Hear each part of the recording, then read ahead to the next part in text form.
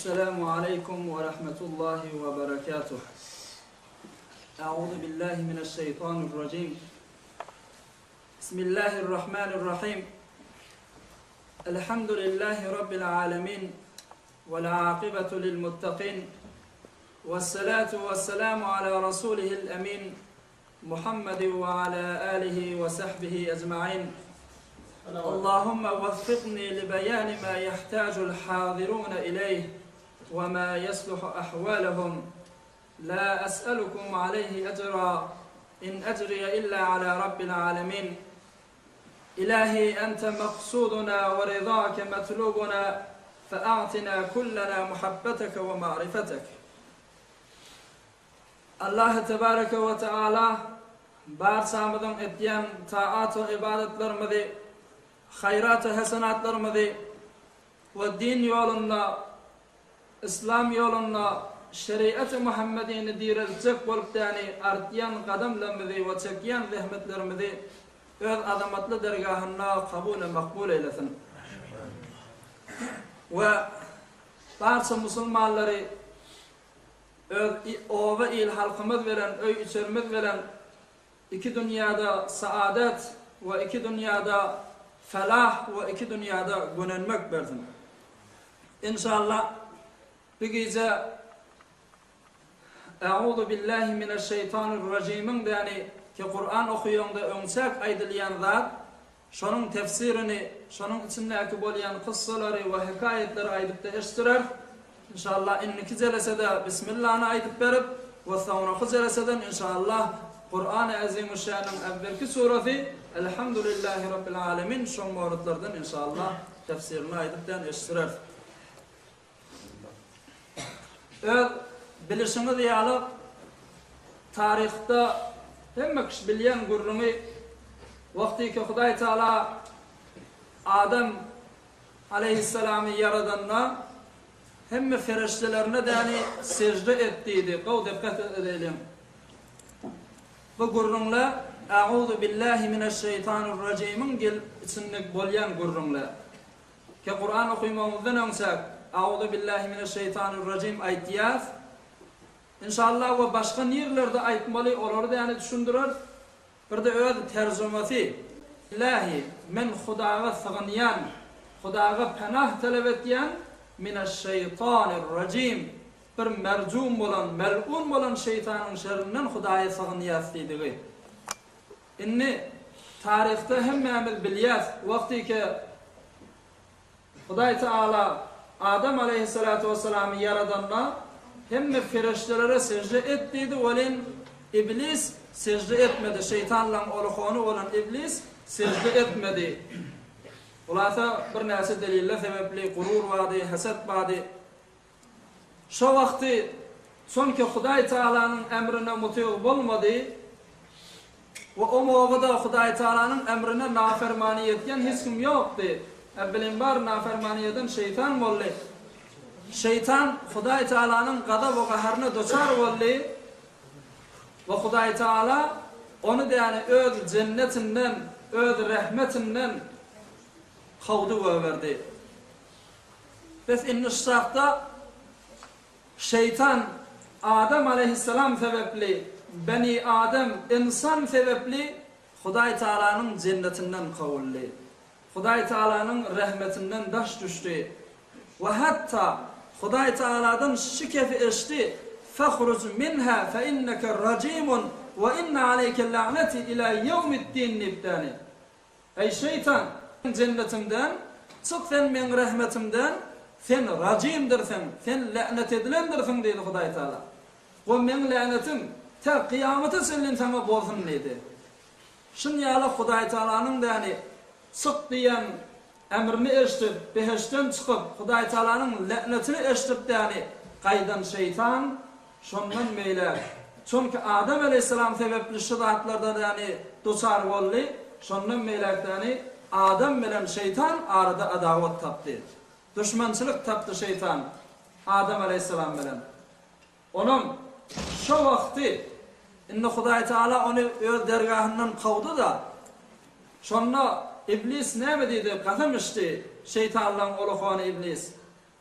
ve izzetike ve celalike ey bar Hudaya men sen izzetin bilen men senin azamatın bilen kasam içiyen nedi ta kıyamete çellin senin bendelerini Adam aleyhisselamın oğlan uşaklarını sağından bararın, solundan bararın, evinden bararın, iyinden bararın, hulası şolori başardama küfre çağırırın, kafir ederin, başarmasam da hatta vel günaha dayanın mubtala ederin şolor dedi.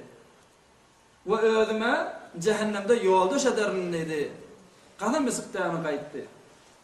Bes inni şu zattan böyle, şu vakadan böyle şeytan neket kasam isti her nimetcek insanı yani öz Hudayinden daşaltacak, Hudayin rahmetinden daşaltacak, onu eynehu özü yani cennetten daş düşüşü alıp Adam aleyhisselam ve onun oğlanlarını yani beheşten daş edip cehenneme caylamanının kasam istiha.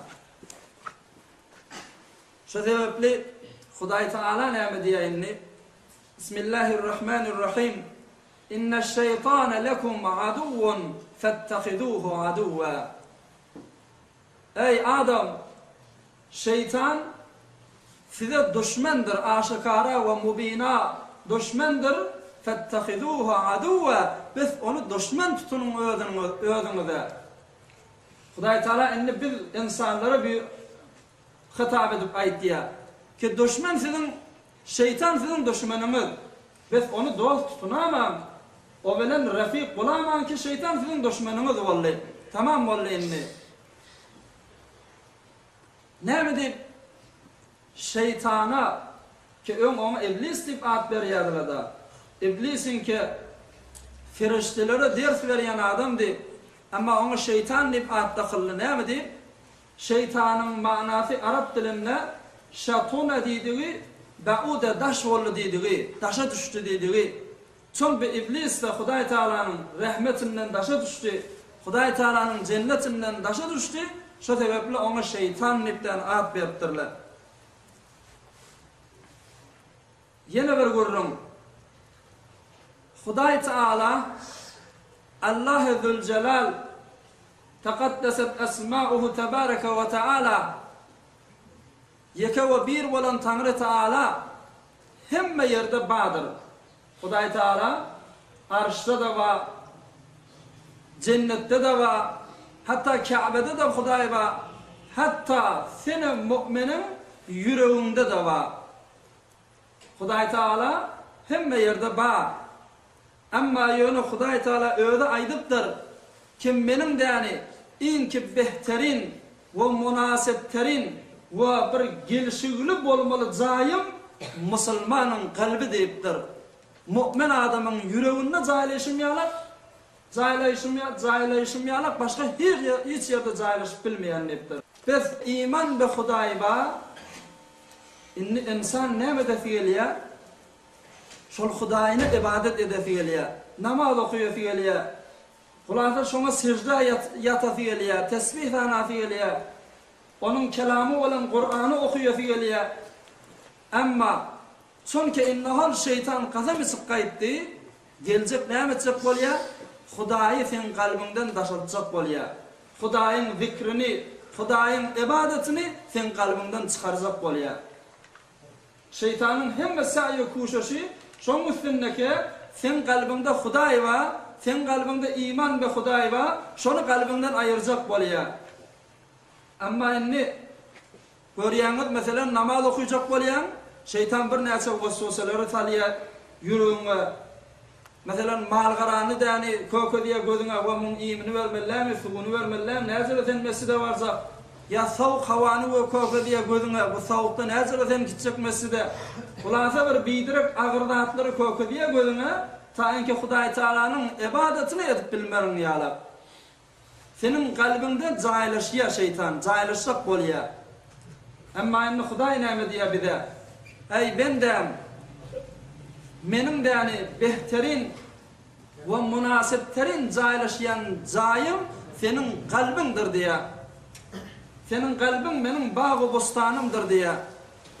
İnni ve seni insan, senin de kavva caylaşmalı cayım menin cennetim ve menin behiştimdir diye qav teveccüh edin. Senin de qav caylaşmalı yerin, münasip gezmeli yerin menin cennetimdir diye Hudaý Taala. Biz hem sanan iken men şeytanı öz cennetimden qawdum. Şeytan ike hem senin hem menin düşmanım. Şonu diýeni cennetimden qawdum. Biz senle öz kalbinden qaw. Ol bir kalbin iken menin bağı bostanımdı diye Hudaý Taala. Biz Hudaý Taala'nın aýtşy: "İnne şeytane lekum aduwwun fettehiduhu aduwwa." Şeytan yani size düşmandır. Biz onu düşman tutunun. Onu rafik tutulman ki kalbinizde Hudaý Taala'nın yani jaýy bolsun. Hudaý Taala'nın yani behterin ve münasip ve gelişigli jaýlaşýan yeri bolsun. Onu şeytan jaýlamaň diye Hudaý Taala. Men düşmenimi jaýlamaň diye. Biz indi bir şeytandan yani gorunmaly. Şeytany yanımızdan qawmaly bolly. Amma inni näme bilen şeytany qawmaly? Meselem hükmen bilýändirsiňiz. Siz namaz okuyjak bolgaňyz, gelýär şeytan waswasa bilen. Ya namazyň içindäki zatlaryny ýanglışdyr ya bolmasa da sen namaz kullan okutturjak diýä bolýar. Ya sadaka berjek bolýan, yüreğinde azap qawlat diýip ýani özüň täýid etýän, amma sadaka berjek bolgan şeytan gelýär gözüňe kökediýär, sen näzir onu özüň as galyrsyň o falan bir näse bidirek delille bilen seni şunu ýalap qaw hayrat hasanatdan alyp galýar. Şo mogy dep etmeli işimiz näme? Şunu bir hikayet bilen bir ustad ike şagirdine ders berip aýdypdyr. Görelim ne form şeytandan daşa düşmeli, şeytanı öz ýanymyzdan qawmaly. İran'ın Horasan ike bilýäňiz, Maşada, Bojnurda o şo ýerlere aýdylýar.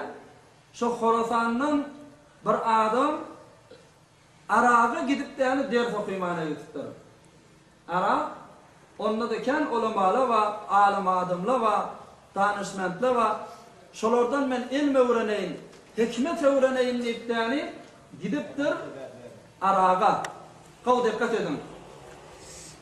Ol ustadyň ýanyna bir näse wagtlar gelip 4000 däne hadis öwrenipdir, hikmet öwrenipdir. 4000 däne ilm we danyş öwrenipdir. Sonra näse wagt geçenden sonra indi gaýtmaly bolupdyr da öz öýüne, öz ýel halkyna tamam ihtiram bilen, tamam edep bilen ustadyň ýanyna bardyr. Ya ustadym edep diýipdir. Obamızda da ilim gerek, obamızda da şunu ýaly peýgamberiň hadisleri gerek. Eger ijazat bersen, bana ruhsat bersen, indi oba gaýtsak, bu öwrenen zatlamy obada da tedbir etdir. Onuň ustady diýipdir, "Ben bolýar, men sana ijazat berýän" diýipdir. Ýöne gitjek mahalynda men sana bir zat öwredesim gelýär.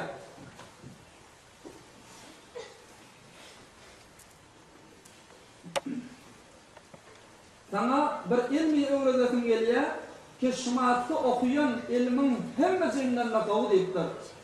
Sen ki 4000 däne hadis öwrendiň, 4000 däne hikmet öwrendiň, bir däne ilm öwretsek bolýan, kişi öwretsek bolýan ilmiň sen 4000 däne okuyan ilmiňden laqaw diýipdir.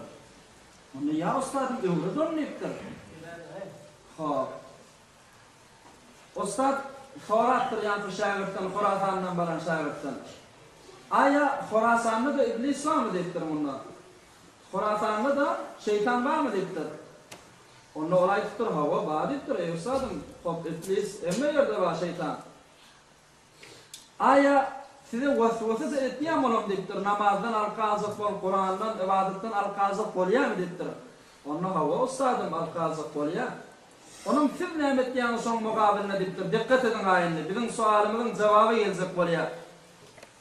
Bu şagird aýdypdyr, şeytan bizi waswasa edip alqazat bolanda biz onu qawýas, on diýenini gulak asmaýas diýipdir. Onda ustad diýipdir, öwürläp ýene gelip waswasa etsenämi diýipdir. Onda biz ýene onu qawýas diýipdir, ýene diýenini gulak asmaýas. Onda ustad men sana bir zat öwredeýin diýipdir. Her wagt Hudaý Taalanyň düşmeni bolan iblis, Hudaý Taalanyň iti bolan şeytan gelip yani seni ibadetinden Hudaý Taalanyň öýüne gaýtmadan yani alyp galjak bolsa, sen şo bilen näme raftar etmeli? Eynehu. Meselem, sen bir dosyň öýüne barjak bolýan, öýlerine barjak bolgan bir däne itleri gelýär. Gelýär seni üýürmäne durýar, hawlamana durýar, içerik salmaýar. Şo wagty aýatyň it bilen näme boğulaşyp dursaň peýdasy barmy? It bilen näme gıýgyşyp dursaň? Ýok. Şo moga etmeli iş näme? Bir lahza däne sapxanany çağırmaly, öýüň eýetini çağırmaly, ol gelip itimdäni gapdalasak ýa kinarasak ýa. Ya şoň ýalyk meselen düzde gezip ýa, goýunyň däne güjügi iti däne sana hamle edipdir, tofulup gaýdypdyr. Sen şonda şol güjükle bilen, şol itle bilen näme gıýgyşyp oturandan bir lahza sofana habar ber, sofan öýdi iti däne gapdala sefer dipdir, aýrar. Sen it bilen tofuluşyp duranyň hiç mağdat peýda bermer dipdir. Eynehu şunun ýalyk şeytan Hudaý Taalanyň itidir. Wagtyki Hudaý Taalanyň öýüne girjek bolgan, wagtyki Hudaý Taalanyň dergahyna barjak bolgan, ol itle üýrer seni, alyp galjak bolar, amma it bilen boğulaşyp ýörme, o şeytan bilen dipdir. Şeytanyň itin eýesi bolan Hudaýa habar ber, Hudaý özi ýolundan çeker aýrar dipdir. O Hudaýa näme habar bermeli? Eûzu billahi mineşşeytanirracim. Mercum bolan, mel'un bolan şeytanyň Hudaýa sygynýan, panah talap etýändi, Hudaý Taala özi şeytany ýolundan aýrar dipdir. Waqan owadan gurrun, gowýatda saklaýlyň bu gurrunlary. Bu ustady şagirdiň gurrunly. Aya inni näme dip şeytan bizi namazdan alqazak bolýar. Näme dip şeytan bizi sadaka vermeden Kur'an okuýasymyz gelýär, amma şeytan alyp garýar. Ýa-da aýtşymyz ýala her bir müminin, her bir musulmanyň ýüreginde iman bar. Şo iman seni şowuklandyrýar, heweslendirýär, namaz we Kur'an we zikr we tesbih bilen meşgul bolmagy. Amma bişek şeytan alyp garýar seni namazdan we mescide gelmekden. Mirdi. Şeýle bir gece diş görýär, dişinde yanında orta iblis varmıştık, yani şeytan varmıştık. Elinde de bir tayağı varmıştık.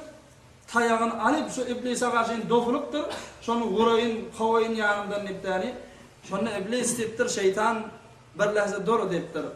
Men sen tayağından da korkmayan, sen de yani asandan da korkmayan, vuracağından da korkmayan diptir. Ama beni korkuyan da başka bir zat. O da näme? Mümin adamın, musulman adamın yüreğinde vaktiki imani yalfıllamany duranla, vaktiki imani nur verip de ışık vermeni duranla, şonun ışığından bir näçe şoa, bir näçe yıldırım däni çıkya, bir näçe çakırım diye türkmen çıkya, eynehu neyde maňa pertap bolşýarlyk, neyde maňa garşyn gaýdyşýarlyk, şu form däni gorkýan nepdir. Vaktiki mümin adam şonun yüreğindeki imani yalfıllamany duranla, yüreğindeki imani ışık verip nur vermeni duranla, şondan näme bir yıldırımla çıkya, bir şoaly çıkya, kim maňa gelip degirmi hadip däni hemişe gorkýan nepdir. Biz şeytany ýene bir kowmaly ýoly, biz imanymyzy namaza okuýma bilen, cemaata gelme bilen, bir de Kur'an tilawat etme bilen yüreğimizdeki imanı kavilendirip bilsek, yüreğimizdeki imanı kärlek yalfılladı bilsek, şonda şeytan bizden hutbahut öýde taşarmaly musulman da bollar.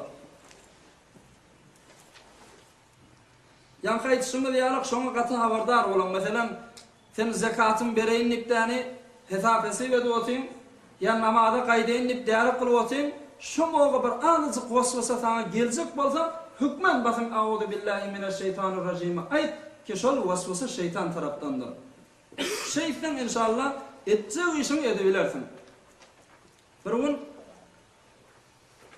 bir hatiplen birisi vaazdan birisi şunalyk cemaaty gurrun berip duranmışdyk, şeytan o şu zatly moratdan.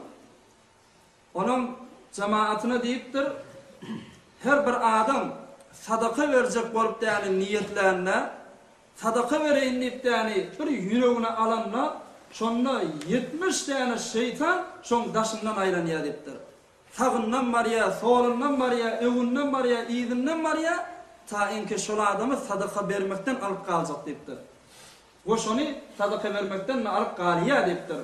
Ne göreyim ki şol adam "Euzu billahi" dip de "Euzu billah'ni aytsa, onna ol adam muvaffak bolup biler depdir. Şu formada gurrun verip durmuştuk ha. Şonda cemaatin içinden birisi yukarı kalıp "O sen ahun näde depdir? Näme depdir ýöne? Şeytan näme diýecek işi bar ol depdir. Men meselen öýümden meselen sadaka bir zat çykarsak bolsam, şeytan näme dehalat edip biler depdir. Men "Euzu billah'ni aýtmanna kan sadaka berip bilerim" depdir. Gaw dikkat edin.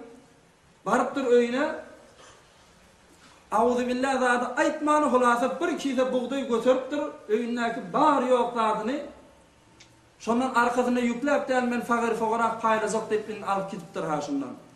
Şondan alyp baryp kafyň agdyna baranna zinanasy bardyr öwünden, oglan uşagy bardyr. O sen nire alyp barýan bu buğdaýlary? Bazy ýoksa da aşyr depdir. Onu men sadaka bermäne barýan depdir.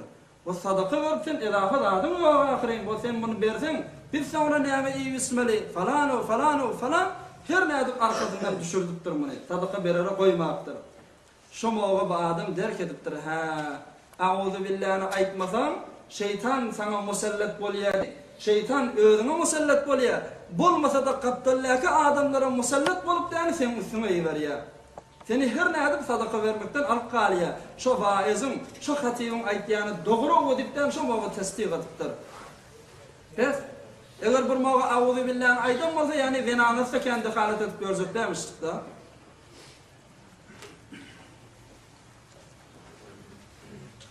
Bir nefer şeýle "Euzu billahi mineşşeytanirracim" aýdanna diýe 3 tane halat, 3 tane ýagdaý şoňa gelýär. Her kimki "Ey bar Hudaýa, men sana diýen şo şeytan iki hem meniň hem sen düşmeniň şonuň şerrinden panah talep etýän dipdäni ihlas bilen "Euzu billahi mineşşeytanirracim" aýtýan adamda 3 tane halat bar diýär. 3 tane ýagdaýdan boş däl. O näme? Bunu da İmam Fakhrur Razi diýen bir ulukun danışmandyň biri öz kitabyna aýdypdyr. Öz ilm hikmetleriniň biri. Birisi şu "Euzu billahi" aýtýan adam öňçäk görüpdir, fikir edipdir. Şeytan diýip bir düşmanymyz bar diýipdir. O tarapdan da bize kan zirar gelýär diýipdir. O ziraryň öwüne de meni insan aciz bolýar onuň öwüne daýanyp durmaga. Meni insan başarmaýar şeytanyň daýany muzarratyndan, şeytanyň zirarynyň öwünde durmaklyga. O muň zirary aýyrýan bu şeytany bizden daşatýan Hudaý öwdükden şonu bilipdir. Özüm "Euzu billahi" aýtýan adam öňçäk şonda bir ilmi wujuda gelipdir ki men şeytany daşatyp bilmeýän Hudaý daşatyp bilýär diýipdi. O şu ilim gelenden sonra ona bir halat gelipdir. Halati inkisar, halati tevazu gelipdir ki ha men eziz bende şunu da gaýtaryp bilmeýän, daşatyp bilmeýän Hudaý Taala menden qadir diýipdi. Onun özünü Hudaý Taala'dan kiçeltýär, pezeltýär, şekesti nefsi görýär özüni. O üçüncü halatda şu halat özüne gelenden sonra hem kalben ve hem lisanen bir zat aýtýär. Kalbena aýtýär ki "Wa men şeytan şorum düşmenim bolsa, men şonu gaýtaryp bilmedem. Hudaý menden aýyrýan bolsa, biz men Hudaýa panah talep edeýin" diýipdi, şonu irade etýär kalbi bilen. O dili bilen näni şonu sarahaten aýtýär. "Euzu billahi mineşşeytanirracim" diýipdi. Ey bar Hudaýa, men şeytanyň şerrinden sana panah talep etýän, men şeytanyň telekeliginden sana gorunýan diýipdi, şunu lisanan aýtýar. Bes hem ilim bolly ki bilýär öz azizligini, başarmaýanlygyny, ikilenji bir halat geldi, halaty inkisar, we üçlenjisi şonu amel etdi. Amma ýana eger tanysak, meselem insan, jin, şeytan, ferişte, bulan näme farky bar? Bulan farky insan iyadam, içyadam, yatyadam, erli hatunluk ba, oğlan uşak ölme ba, ve ahirinde ölme de var. İnsan ölüye. Cenne şonun yara. Cin iyadam, içyadam, yatyadam, erli hatunluk ba cinlan arasında. Ve hatta ölüye adam cinla da. Onun yana şeytan fark ettiğin yeri, şeytan iyye, içyadam, erli hatunluk ba cüfleşiye, hatta nesil ve nesillani oğlan uşak ölüye olurdan. Yönü ölme yok. İnsan bilen cinne ölme ba, şeytanla ölme yok. Hatta iblisi ki hal dünyanın evvelinden beri ba, şu madde ba iblis. Ama Adam aleyhisselam bilen atamız şu mavga bağmıştık bir nesil yaşaptır, dünyadan geçiptir, ölüptür. İnsan ölüye, cinne ölüye, ama şeytan ölme yok. Şeytan izdivaz ettiye, oğlan uşak önüye, bunu fakat köfelmeli, yönü hiç mavga ölüp adalmayarlar. Ama indi ferişteler iyi mi adam, iç mi adam, onun arasında bir erkeklik, korkusuluk hiç şart yok. Hemmesi Huday Teala'nın nurundan vücudu geliyor, o yine köfelip dudu, hiç mi olur da ölme yok. Bir kıyamet olup yani hemmesi bile ölemediler. Onun yönü cinne bir nesi gurrunla var, aytmalı gurrun, ki cahili bilip çıtartta getirip aydeyelim. Cinin yani bolyan gurrunları, cin aya bamya yok mu? Bir nesile ihtilaf etdiyorlar şu cinin üstünde. Cin bir nesile diyorlar, Adam peygamber hani dünya gelmeğinden önce, nesli insan gelmeğinden önce, yer yüzüne şöyle gelmiştik ki ona Beni Can diyorlar. Mesela ki bir de Beni Adam diye işiyorlar, ona Beni Can diye ad veriyorlar. Ve şu nesillerini sonra Adam peygamber gelmeğinden önce tamam çünkü beter facir olup yani Huday Teala'nın itaatından çıkıptırlar, Huday Teala hemmezini ayırıp durur, şu maddeyakiler bir nesil şuradan qaran ne diyorlar. Bir nesile de cini yok, şu şeytanın bir nesil grubu diyorlar. Şeytan şu formda yani köfeliye dedik de, şu şeytanın da yani bir nesillerin Müslüman oluyor, Huday'a iman getiriyorlar, onun şu iman getirenlere cennip aydılıyor diye deyip de o rivayetleri var. Onun yönü katı şunu bilmeli, cin aya gayipten haber var mı ya yok mu, gayip biliyor mu? Mesela bir nasi Furkanlı var, ayetiyorlar cinle de yani gayip biliyor o falan etiyor. Yok. Cin gaybı bilmiyor. Yönü şayet senin haberin yok, rahatları sana haber yetip bilsin. Mesela cinin haber verişi şu forum Furkanlara rahatlara haber veriliyor da cin insanın eline tasvir oluyor. Yönü haber verişi şu forum mescidin taşında şumat bir neyse vakayiyet boluptur. Zaten bir ittifak edişiptir. Biz hiç birimiz haberimiz yok da taşardan bir gelen hay taşarda falan da bollu deyip de bize haber verdi. Aya şoladım kayıptan haber verdi oluyor mu? Bir lahazdan oluyor yani çünkü bize kayıp da biz taşardan haberimiz yok bize kayıp. Ama onun ödünü kayıp der ahir, onu görüp geliyor. Biz şimdi zilla da Furkanlara haber verişi şu forum. Git ya başka oğullara, mesela sen bu oğlan çıtayı, git ya o oğullardan havan ak geliyor, ne haber var? Geliyor Furkan'ına aytıp veriyor. Biz cin kaybı bilmiyor. Her kim cin kaybı biliyor bize ona kafir demek oluyor. Çok etikatlı geliyor burada. Hatta Kur'an'ın özünde Huday Teala serahaten aytıyor. Vakti ki Süleyman peygamber insu cine hükümet ettiyor. Sonra da yani cinleri kan ağır Süleyman peygamber. Olukon kasırlı, olukon sahtımarları saldırıyanmıştık. Bir gün Süleyman peygamber kasrın hal defetinden esasına yaplanıp yani şu kargörlerini, cinlerini gözleyip durmuştuk. Cinle de bili-billiğinden işleyenmiştik ki yukarıda Süleyman peygamber bir nezaret edipti o deyip yani. Onun şu esasını yaplanıp duran halatında Süleyman aleyhisselam şu moğu can veriyor. Şu moğu dünyadan geçiyor.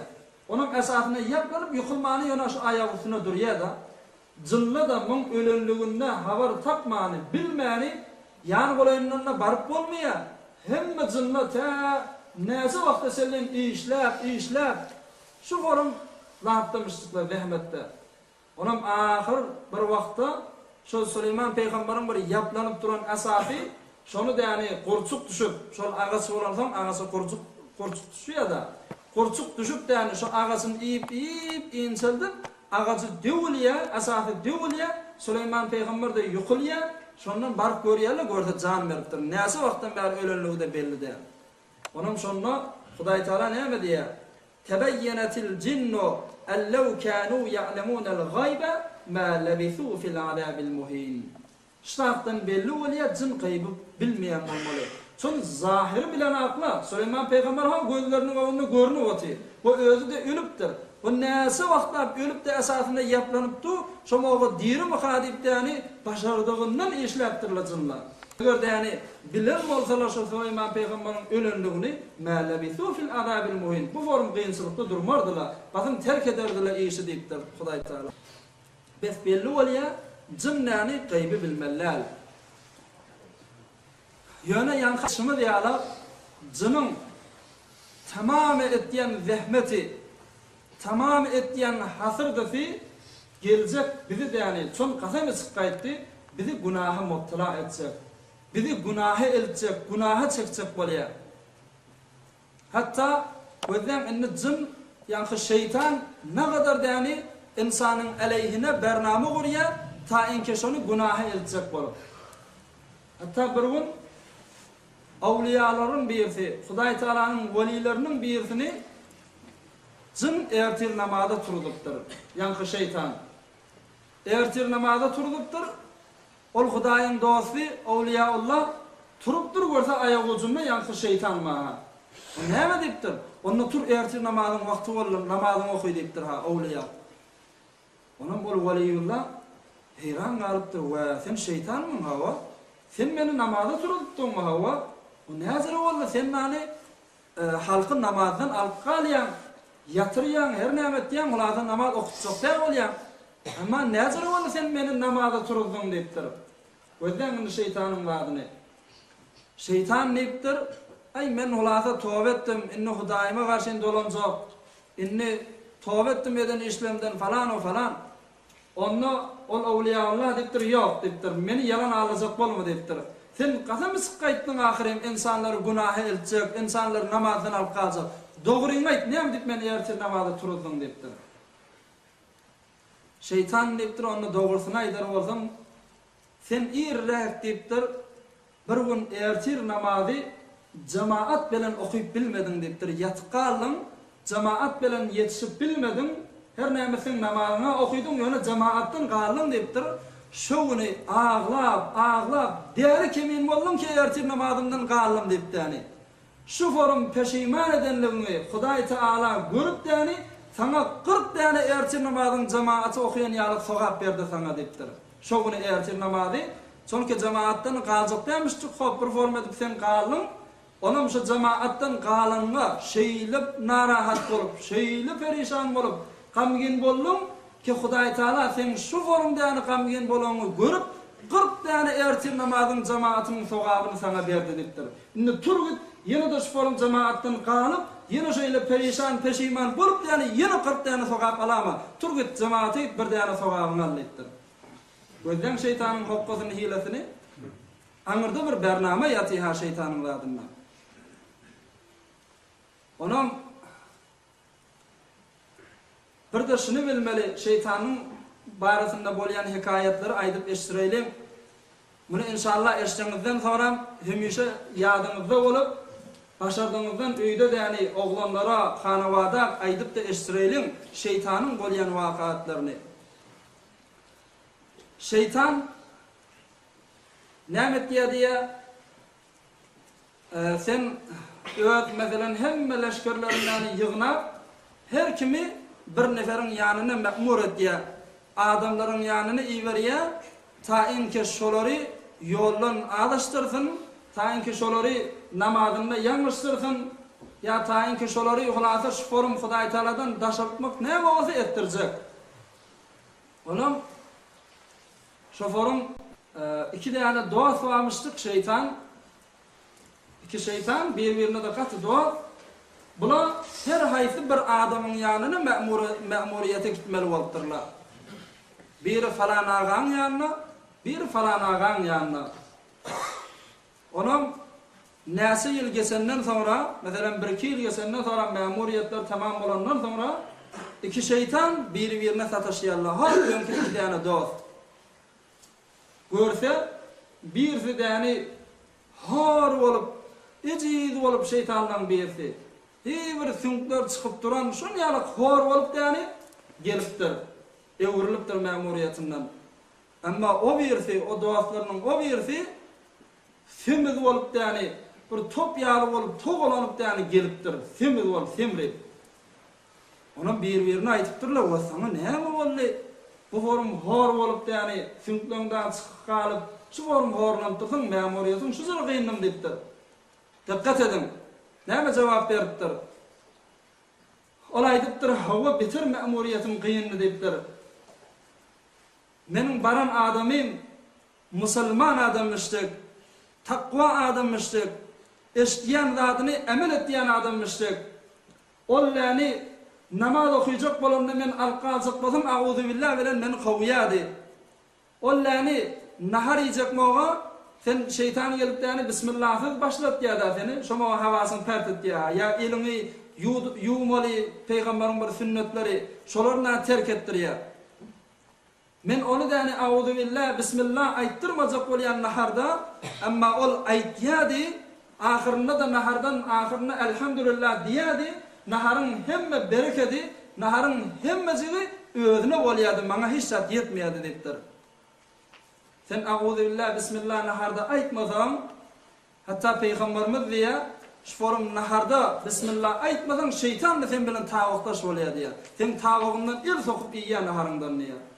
Her haçan bismillah diýdim, naharın ortasynda da ýadyma düşdi, bismillahny aýtgyn şeytan turup gitýär diýär. Bir gün peýgamberimiz görüpdir bir saçagyň başynda şeytan näme nahary oturany, onam narahat bolup oturupdyr we. Şondan orta tarafda däni gülüpdir peýgamberimiz hoş bolupdyr. Ýani-ki sahabalar sorapdyr, "Ya Rasulullah, sen bir gelin bolan narahatdyň, sonra bir hoş boldyň, näme boldy?" Onda ýa-ni siz bilen şeytan tawukdaş bolup oturdy. Şeytan da siz bilen bile gapdyňyzda iyi oturdy.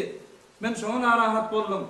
Amma naharyň orta arasynda siz bismillah diýdiňiz, şeytan turdy gitdi, we men oňa da hoş boldum diýipdir. Ve şonuň ýalyp bol şeytan diýipdir, meniň baran adamym bir zat diýjek bolsa bismillahny hökmen aýdardy. Ahyrynda da elhamdülillah diýädi, hemme bereketli özüne sindi, maňa hiç zat galmady, horlanyň galym diýipdir. Amma indi sen näzere semreýdiň diýipdir o bir şeytana. Onda ol aýdypdyr, "Hay, mena keyf etdim, gönanadım. Bir musulman ne bir nefer varmışdyk, ýöne ady musulman, ne bir islam ba, ne bir din diýanet ba. Nahar ýende ne bismillah ba, ne auzu billah ba, ne ýa-ni elhamdülillah ba, ne elini ýuwma ba, bir zat hiç zat ýok. Men hemişe tawukdaş bolup däni iýýädim şo bilen, şeytan semreýdim gitdim" diýipdir. Ve seni katı havardar olaylim, hatta saçağımızı da anna şeytanı getirmeyelim. Hem senan iki kalbimizi şeytanı getirmeyişimizi yalar.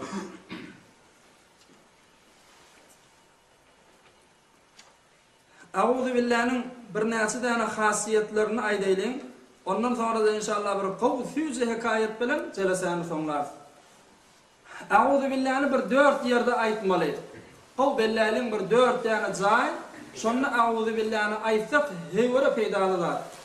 Birisi senin gazap we qaharyň gelip duran wagtynda, dogonyň bilen, işim ýok, hanawadan bilen, hemsaýaň bilen bir zada jarrabas bolupdy, qaharyň gelip oty.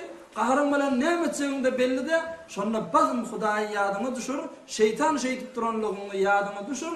Auzu billahi mineşşeytanirracim diýip ihlas bilen aýtsam, şeytan hökmen sen ýanyndan gitmeli diýipdir.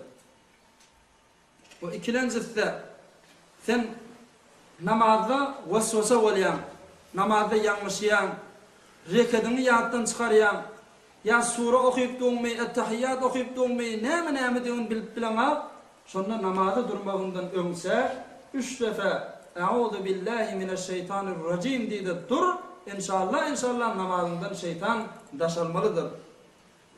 Bu üçüncü yerde bir musafiretten öye gelende, yağladır şehre gitip gelen, hayatını giyirende, Euzu billahi mineşşeytanirracim di, kesen öyünde şeytan bağ olsa şol hükmen çıkıptığını gitmeli.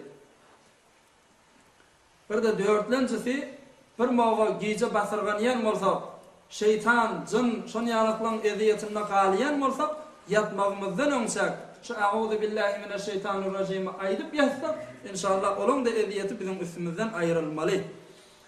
Bir de iki tane sogaplı Euzu billahi emelleri dangatmağımdan önsek, al selalik vakti, turup bilseniz, turup yani 3 defa Euzu billahi mineşşeytanirracim'i aytsanız, izinlenna Sure-i Haşr'ın ahirine bir 3 tane ayet var. Bilseniz şunu okuyun.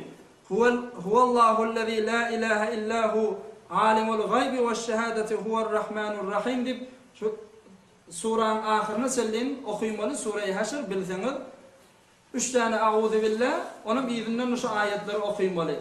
Her kim şeydi bilse şol adam ta akşama selin Hudaý Taala 70 000 tane ferişteni me'mur et koyacak ki şol adama fakat hayır dua etsin. Ey bar Hudaýa şun canını fakat malını bereket ver, afet belalardan daşıp dip 70 000 tane ferişte şun hayırına dua edip oturacak diye. Ta akşama selin.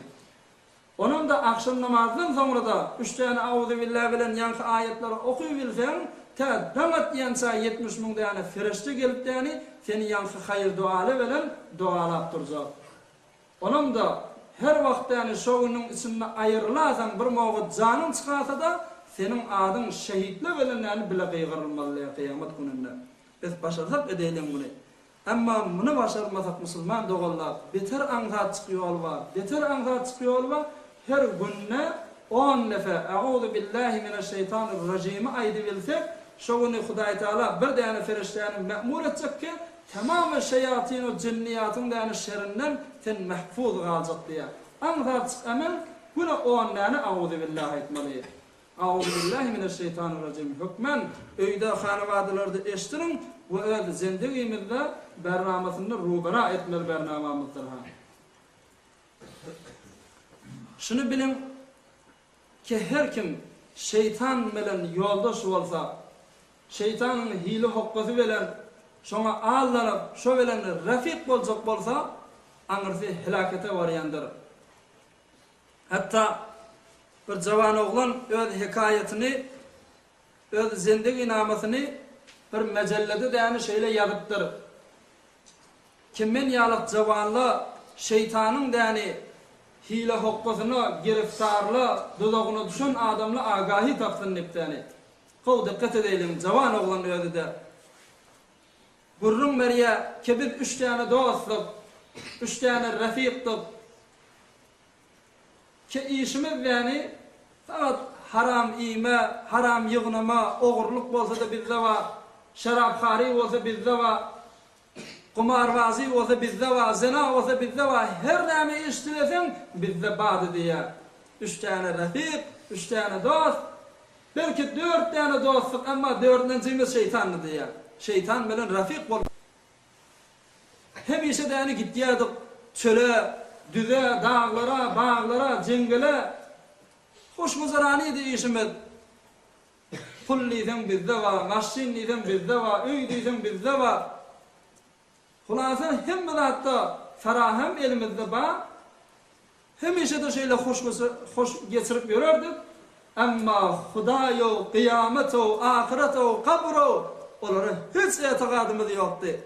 Hatta ölcümüz yani bir de yadımıza düşmeyedi. Ölür sağ değil mi yadı? Şeyle hemişeki bernameyi alıp bir gün sizlere 3 tane dost olup 4. şeytan dostumuzu alıp bir cengele gitmeli olduk diye. Cengelle giyse de kalma bername bilen bir cengele bardık diye. Hem de hatta yanımızda ba meşrubat gerekmi, elkulat gerekmi, hulasa hem de bir haram zatlı yanımızda ba. Onun yönü bir zat yadımızdan çıkıptır diye. Ahirin hikayetçi bilimlerini zelesenle sonlar inşallah. Hem de zat yanımızda ba amma şamal qaytmaptır kize qalzaq bolup iymany hissadymyz ýok. Şonda dostumyzyň biri öz maşyny bilenläni ay men bir robun üstünde 10 yaşlaryň üstünde şäherden alyp gelerdipdäni maşyny bilen çykdy gitdi diýär. Dostumyzyň gidenini gördük amma öwürlük gelenini görmedik diýär. 10 yaşlaryň geçdi, 20 dagyga geçdi, yarım saat geçdi, 1 saat geçdi, dostumyzdan habar ýok. Men dedim, "O näme bolan haby dostumyza?" Men öz maşynym bilenläni ýola çykdym diýär.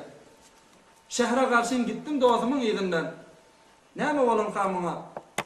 Barýadym, görsem aňarrakdan näni bir qara tüsde ýokaryk asmana galýar. Qara tüsde däni ýokaryk barýar. We jingil odalmy ham. Näme bolan hamyňa? Odalypdyr da bir ýerde barýadym. Ýakyrraga bardym, görsem bir maşyn näni wajgun bolup çef edip dereden agyp däni şol otlanyp durmuşdyk. We bu bende Huda kim kaby ýoldan çykyp durup falan bolupdyr. Ýakyrraga bardym, gördüm hemen dostumyň maşyny dereden agyp däni qara tüsdeňisinde owadyň üstünde ýanyp oty. Şondan bardym maşynyň ýanyna, görsem dostum da şu owadyň üstünde şu qara tüsdeňisinde ýanyp däni kebap bolup oty. Hezaran meşakkat bilen, kıyınçılık bilen dostumu maşinden çıkardım. Görsem yanıp zogal bolupdyr, qara kömür bolupdyr. Her nädip bunu bimaristana ýetişdirýär. Ölen mıha, ölenne mıha, jany bar mıha, ýok mıha. Hezaran kaýgy bilen näni bunu maşinime ýüklep bimaristana garşyn gitdim diýär. Amma görsem dostumyň jany barmyşdyk. Ýolda hezyan kepleýärdi diýär. Ennar, ennar, eyvay otma, eyvay ot dipden dostum gıyırıp barýardy. Men dedim, "Baba dostum, gaýgatma, otdan men seni zat berdim, bimaristana alyp barýan alan düklerin ýanyna elserdim dipdäni, men oňa gurrun berýärdim." Amma soňra ýene dostum gıyırdy. "Näde aqulu la? Näde aqulu la?" Eyvay näme diýeň oňa? Eyvay näme jogap bereýin oňa diýipdäni? Dostum gıygyryp barýardy diýär. Men dedim, "Baba dostum, sen kendi ölüp barýan, janyň çykyp barýar. Sen kime näme diýeýin? Kime näme jogap bereýin? Kim senden daha sorawaty?" Lillah, lillah. Eyvay Hudaga näme jogap bereýin? Allah Taalaga näme jogap bereýin? Ol meni gyssaga salwaty. Ol meni soal hesap hasip edýär, men ona näme diýeýin dipdäni? Dostum hezaran ahawat bilen, hezaran gıýçyk bilen ki henüz bimaristana ýetmäpdim. Henüz bimaristana ýetmäpdim, dostum jan berdi. Öllü dostum. Ölür diýmeýärdim. Ölüm diýen zat ba diýmeýärdim, amma gülüm bilen gördüm henüz bimaristana ýetmäpdim, dükteri barmapdym. Dostum jan teslim etdi, öllü. Ve şunu bildim, ölüm barmışdyk diýipdäni. Ve dostum öljek wagtynda barjak ýerini gözü bilen gördi. Ennar, ennar, eyvay otma, otma diýipdäni cehennemiň ody munyň gözüne görkezilýänmişdir. Ve henüz ölmäke, jany çykmaka, azap ferişteler muny gysap soraly däni, gysap durmuşdyk. Men eden işlemi ökünnüm. Dela her kim mehkume şeytan bolat. Dela her kim mehkume şeytan bolat. Biz şeytanın dostudyk. Şeytanın rafiq-u rafaqatydyk. Şeytan dostumyzyň biridir. Her kim mehkume şeytan bolat. Şeb we ruz derbend isyan bolat. Kesira ki şeytan bolat pişwa. Koja baz gerdet birahi Huda. Gela azm isyan mekun zinhar ki rahmet kunet ber tu perverdigar mekun nefs emmare ra peyrovi ki nageh giriftar dozakh şevi mekun khaniye zindegani kharab bi seylab fi'l bed و nasivab eger dur bashi ze fisk و fujur nebashi ze gulzar firdos dur. Vatan billim Şeytan bilen dost bolanda adam näme bolýar? Agabatyň näme bolmaly? Hani janyň çykmaga, sen cehennemi gözüň bilen görmeli. Hani janyň çykmaga, azap ferişteler seni kısaga salmaly. Janyň çykyp da kabra barandan soňra näme bolmaly? Ahiretde Hudaýyň mukabiline, Hudaýyň huzuruna baryp ýani durmaly. O tarapdan näme jur'at bilen, näme haya bilen baryp durmaly. Tamam zatly meniň fikrimi oýnady. Hemmeden işlemden peşiman etdim. Ökündüm. Çünkü men de dostumyň etýän işlerini hemme etdim. Hemme haram zatly menne wady. Hemme eden işlemden tövbe etdim. Ve öňden fakat musulman adam vardı, emma ne İslam ne din diýany işlerden habarym ýokdy. Geldim bir ahund adam ýanyna imanymı öwürläp, inni gelýän 5 wagt namazymy mesjidde okuyan we hiç mawda Hudaý Taalanyň öýünden daş boljak dällikdäni özüme wa'de berdim diýär. Biz inni jawanla 5 günlük dünýä diýipdäni muň içinde şeytanyň dudagyna düşmäli. Şeriat, İslam, sen derya gitsen, jengele gitsen, bağa gitsen, dağa gitsen, hiç bir eşkal bilmeýär irady ýok. Git, amma Hudaý bilen bol. Nirde bolsaň Hudaýyň gudretine nezaret et. O taqda ýani men İslamdan çykdym mukadipdäni bir düze çykanda hemme haram zatla, hemme Hudaýyň peýgamberiň ýokuş berýän zatlary bolsa-da ol işlere anjam berme. We ýa-inki bir näse dogalla gitýär Tehrana işlemeli bolýar. Gitýär Türkiýe işlemeli gitmeli bolýar. Guman etmedi ki sen şu Türkmen sahradan çykdym. İslamdan o, dinden o, diyanattan çykdym mukadipdäni. Her näzere teleke adamlaryň arasynda barsaň da sen özüňi we imanyňy we dini diýanatyňdan sakla bar musulman dogan. Hudaý Taala hemmemiziň dini dünýämiz abad edipdäni, hemmemiziň peýgamberimiziň dininiň aşagyna oşanyň sünnetini bitirip ýermeklige muwaffaq we piruz aýlandyrsyn. Hemmemiz bir elhem 3 tane Kur'anla okuyaýlyň inşallah. Jumga gecedir. Bizden hantama kendir hemmesiniň ruhlaryny şad bolmak üçin bir elhem 3 Kur'anla okuyaýlyň, ahun näde dua ederler.